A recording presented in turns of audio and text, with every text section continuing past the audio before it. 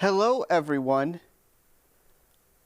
Welcome to this episode of Wehry History and Entertainment News of the Berkshires and beyond. 2024 is slowly approaching the end, but there's still several events going on. On this episode, I'll be looking into things happening at the Berkshire Museum, among other stories.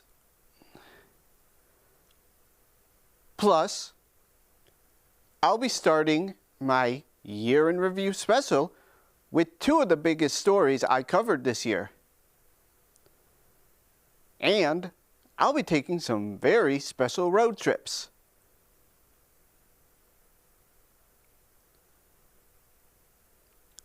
First, it's time for this episode's trivia question. This episode's question is, which famous disaster movie had critical scenes set at the New York City Public Library? Now, for this episode's local headlines. First, we'll be heading to the Berkshire Museum for two important stories.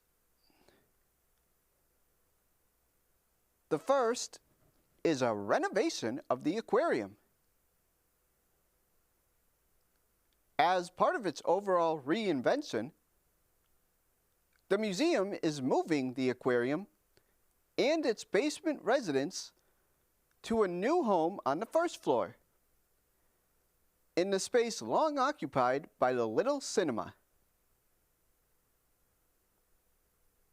It's part of the third and final phase in the reinvention of the museum on South Street. Its second floor has undergone a $3.5 million renovation. Another $2 million in repairs and upgrades have been made to the building's sewer lines, foundation, and freight elevator. The aquarium's managers explained that the expansion will improve energy efficiency and provide healthier environments for the animals.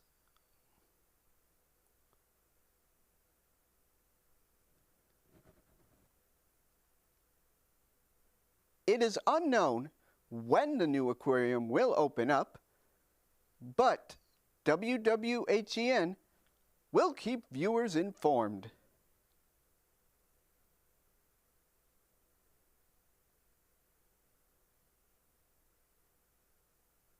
Our second Berkshire Museum story takes us to their annual Festival of Trees.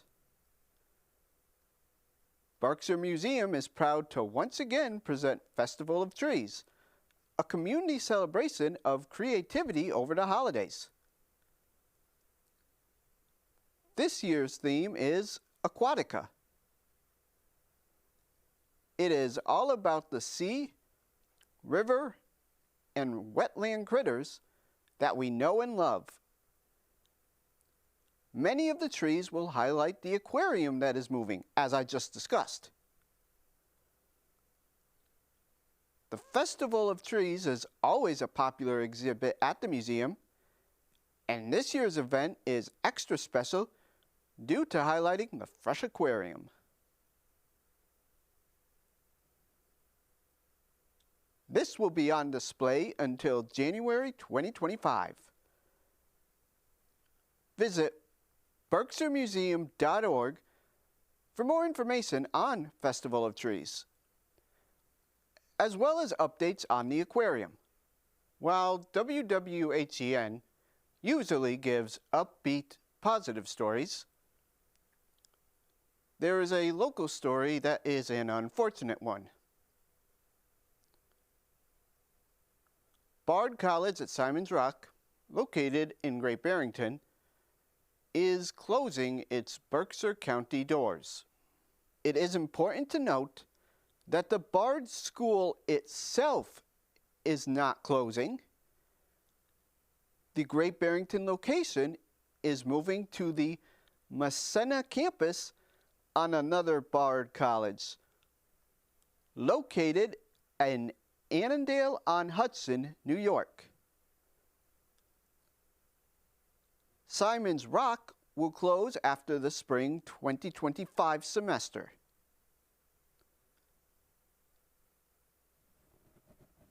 In a statement on the Bard College of Simon's Rock website to the Simon's Rock community, Vice President John B. Weinstein stated, quote, "After many years of declining enrollment revenue and the competitive market of early college offerings around the country, sustaining the campus in Great Barrington is no longer feasible. I understand that many who hear this news will experience a range of emotions. Please know that we have worked for several years to find a financially viable solution for our Great Barrington campus. And ultimately, we are grateful for our partnership with Bard College that enables us to continue the mission of Simon's Rock," end quote.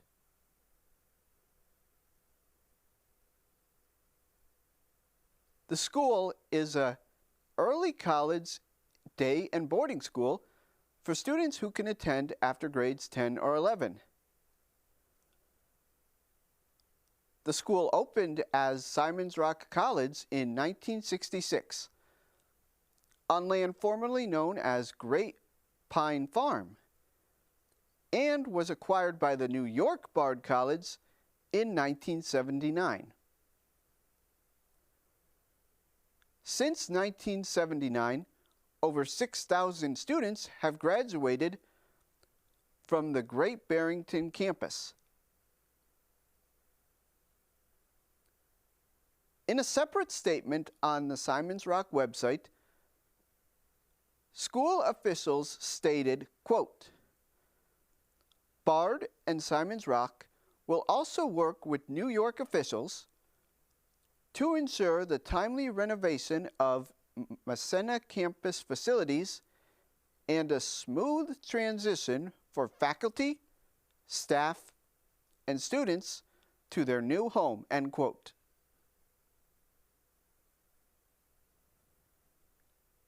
Students, parents, and prospective students who have any questions about the Simon's Rock closure should visit the website shown here. Switching gears now to more positive stories. As the new year approaches, several places will be holding New Year's events. One of these places is in Great Barrington at the Wehry Theater. The Berkshire Bach Society presents Bach at New Year's, the 6 Brandenburg Concertos, a tradition that has been held in the holidays since 1993. 9-time Grammy Award winner and artistic director Eugene Drucker leads the Berkshire Bach Ensemble in the iconic works that started it all. Join Berkshire Bach for an evening of great music and dazzling performances to start your new year on a high note. Tickets for this event are currently on sale. The event takes place on December 31st, which this year falls on a Tuesday. It starts at 6:00 p.m. Visit the website shown here for more information. Also happening at Berkshire Theater Group is New Year's Eve with Max Creek. Backed by popular demand, this New Year's Eve at the Colonial Theater will be a special performance by one of Berkshire County's favorite bands, Max Creek.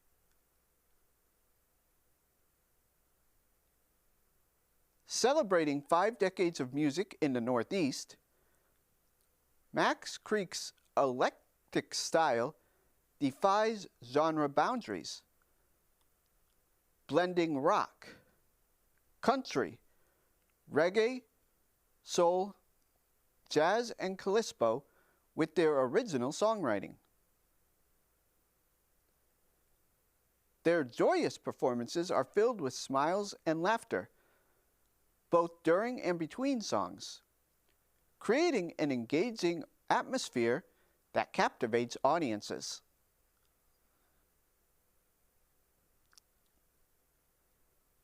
As its name suggests, Max Creek New Year's Eve takes place on December 31st. The concert will start at 8:30 p.m. To learn more and purchase tickets, visit BerkshireTheaterGroup.org or call Berkshire Theater Group's box office at 413-997-4444. It's now time for a WWHEN road trip. For this episode, we will be taking a road trip to see holiday lights in Springfield. Since 1995, Bright Nights at Forest Park has been a unique public-private collaboration between the City of Springfield's Department of Parks, Building, and Recreation Management and the Spirit of Springfield, a private nonprofit organization. Together, they have welcomed more than 7 million visitors since the exhibit first opened. Bright Night at Forest Park started with a flyer from Carpenter Decorating and has grown and become known as the Northeast's premier holiday lighting experience. It has been named 7 times as one of the top 100 attractions in North America by the American Bus Association. Listed on People.com as, in their words, one of the top 10 holiday happenings in America, and has been featured in several magazines as one of the best light shows in the country. If you want to experience some of the best winter lights in the country, there may be no better place than Forest Park.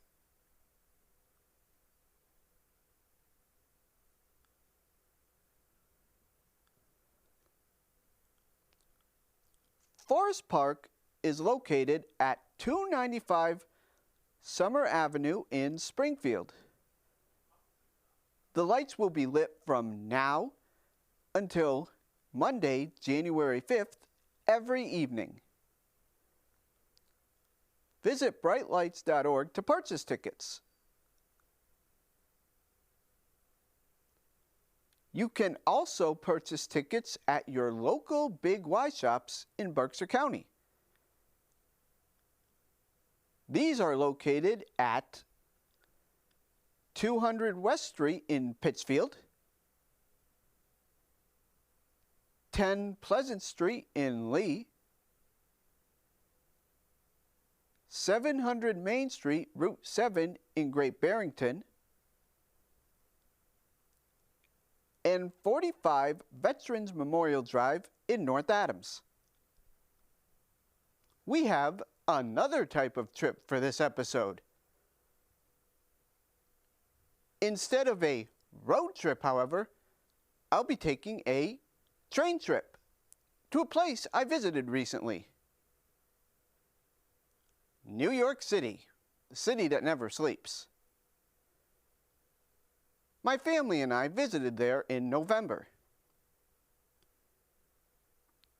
While I could spend an entire episode talking about NYC, I'll be highlighting two of my big stops: the Museum of Natural History and the New York City Public Library System, with stops at two of their many branches. First up is the American Museum of Natural History. This is located on 200 West Central Park and was the farthest place I visited during my trip. According to its website, quote, "Since its founding in 1869, the museum has advanced its global mission to discover, interpret, and disseminate information about human cultures, the natural world, and the universe through a wide-ranging program of scientific research, education, and exhibition," end quote. It's also huge. 5 floors, each filled with tons of exhibits. One of the places I visited contained live frogs at the reptiles exhibit on floor 3, including the yellow-banded poison frog shown here. Yellow-banded poison frogs are also known as bumblebee poison dart frogs. Their bright colors serve as warning labels from predators, distinguishing them as a poisonous meal.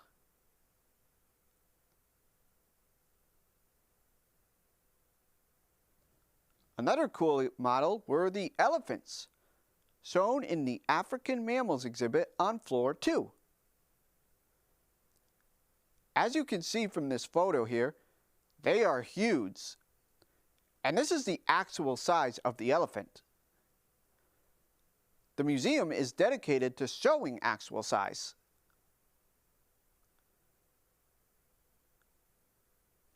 Another of my favorites were the gorillas, also on the African Mammals exhibit. They reminded me a lot of the apes from the new Planet of the Apes film series, all of which I love.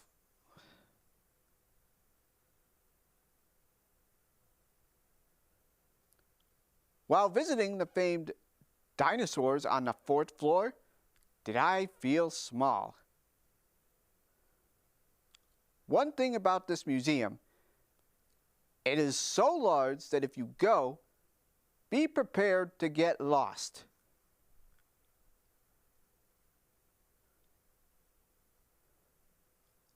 Our other stop is to the New York Public Library System.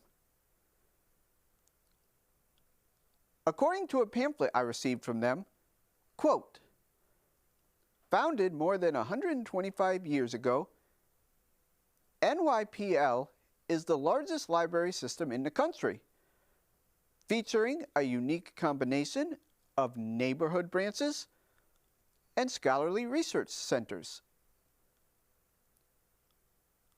Serving tens of millions of patrons a year, in person and online,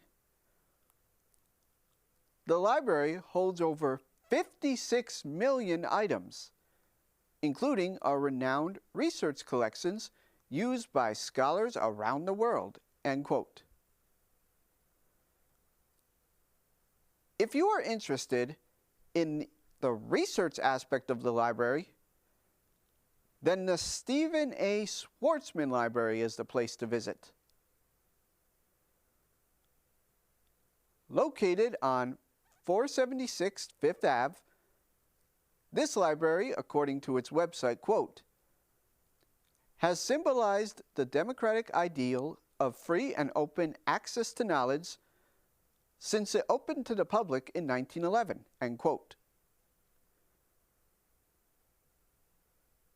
Today, the building welcomes millions of visitors a year from across the world who find inspiration in its majestic public spaces, unparalleled research collections, and vibrant programs and exhibitions.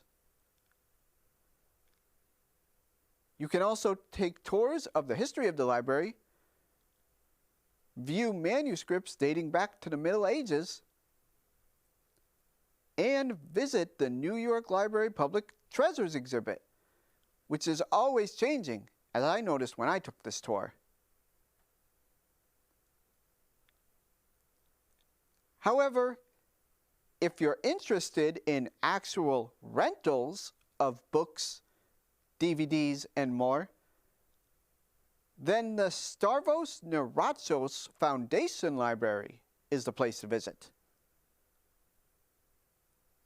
Located just across the street from the Schwartzman Library at 455 Fifth Ave, this is the circulating library in the New York Public Library system. Imagine the Pittsfield Athenaeum, but 3 of them stacked on top of each other.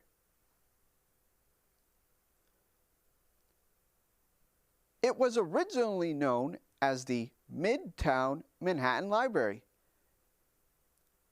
It opened in 1970, where it served the people of New York for many years. However, by 2002, the library was struggling. 30% of the shelves were empty due to budget issues. In August 2017, the Mid-Manhattan Library was closed for a $200 million renovation. The new library opened for full service in 2021.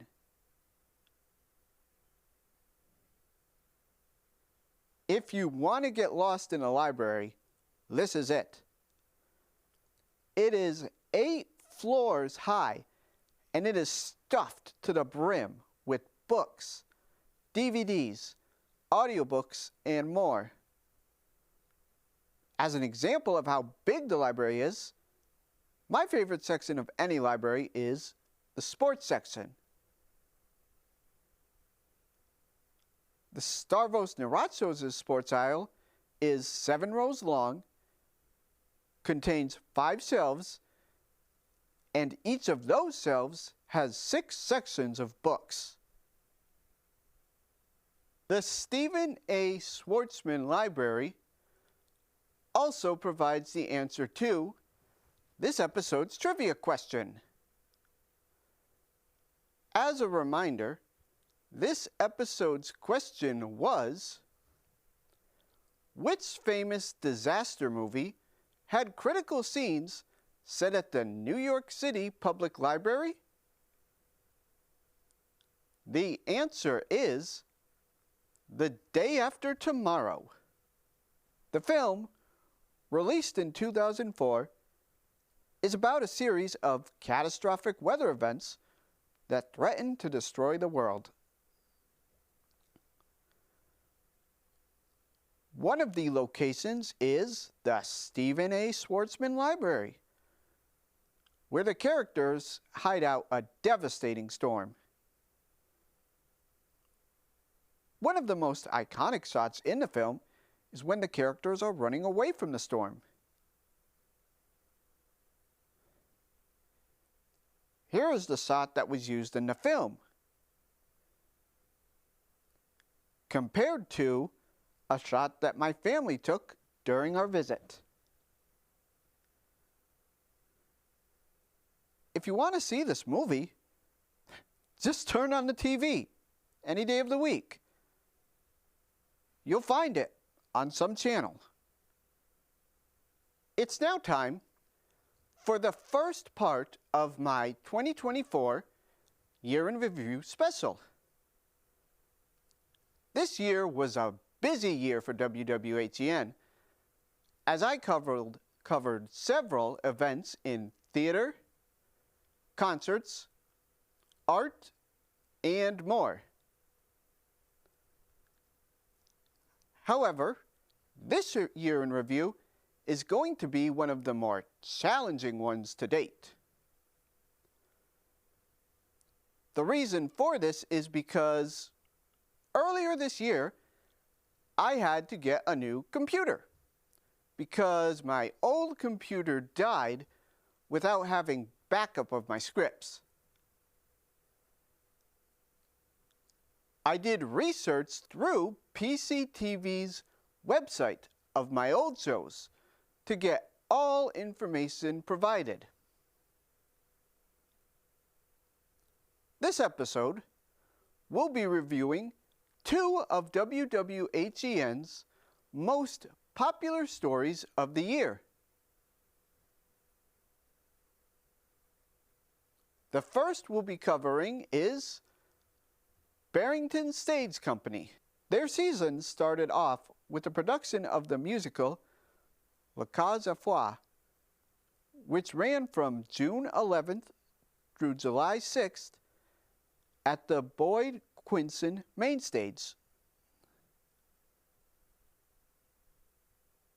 The season continued with The Tender Thing, a reimagining of Romeo and Juliet, which ran from July 25th through July 20th at the St. Germain stage.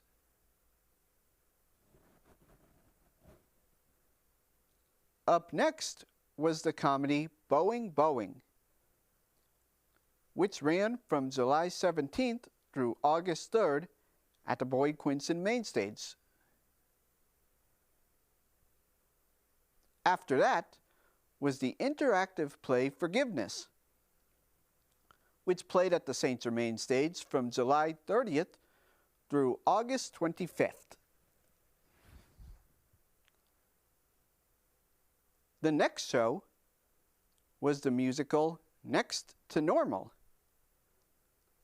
which ran from August 14th through September 8th at the Boyd Quinson main stage.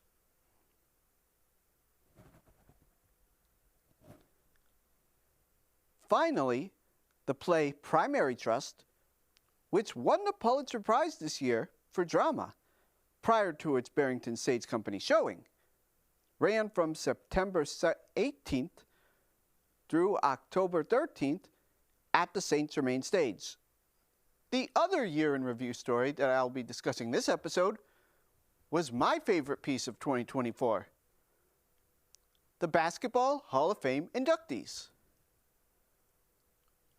Over the course of 6 episodes, I talked about the 13 members of the 2024 class and why they were worthy of being inducted into the Hall of Fame in Springfield. As a reminder, here is a list of this year's inductees. All inductees were discussed in alphabetical order because no Hall of Famer is more important than another. Simeon Augustus, a 4-time WNBA champion and 3-time gold medalist. Dick Barnett, who won multiple championships in college with Tennessee A&I and with the New York Knicks. Chauncey Billups, the 2004 Finals MVP for the Detroit Pistons. Vince Carter, who is considered to be the greatest dunker of all time, and also played in 4 different decades. Doug Collins, a great player, coach, and broadcaster who was inducted for his work in all 3. Michael Cooper, a star defensive player for the offensive-minded Los Angeles Lakers Showtime teams.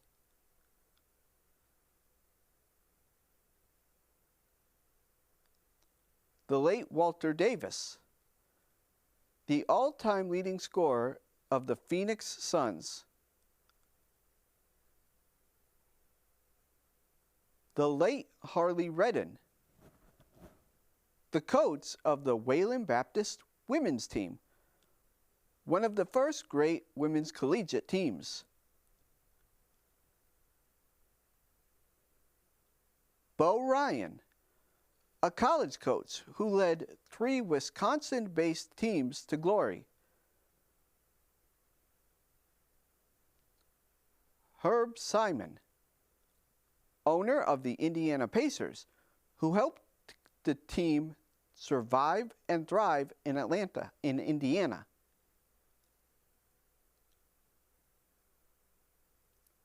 Charles Smith, one of the greatest high school coaches in basketball history. Michelle Timms, the first great Australian women's basketball star. And the late Jerry West, who became the first person inducted to the Hall of Fame in 3 separate ways. His 2024 induction was based on his behind-the-scenes work.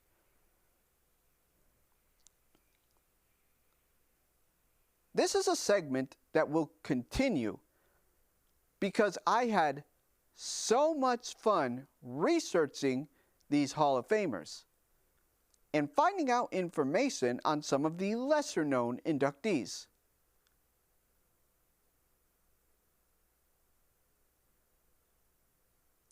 Please note, on the next episode, I will be continuing my year-end special with more arts and entertainment stories, local histories, road trips, and movies. That ends this episode of Wehry History and Entertainment News of the Berkshires and beyond. If you would like to watch this or any other WWHEN episode again, you can visit PCTV's website, shown here, or my YouTube page at RT Wehry. And I want to thank CTSB TV and NBCTC for showing my show on their public access station. Thank you.